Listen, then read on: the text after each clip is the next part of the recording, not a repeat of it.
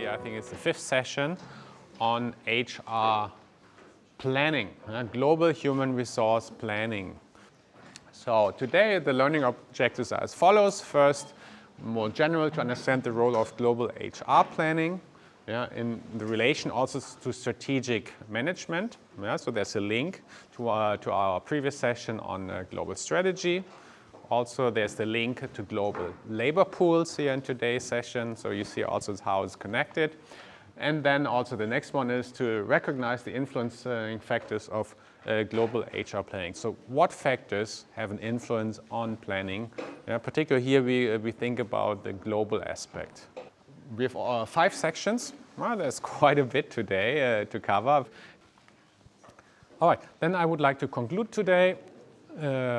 Today's conclusion, company strategic planning should be aligned with HR planning. Strategy and planning should be aligned.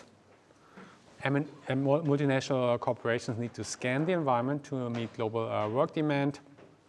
And that also should include a long-term perspective. Okay, with that I would like to finish today. Thank you.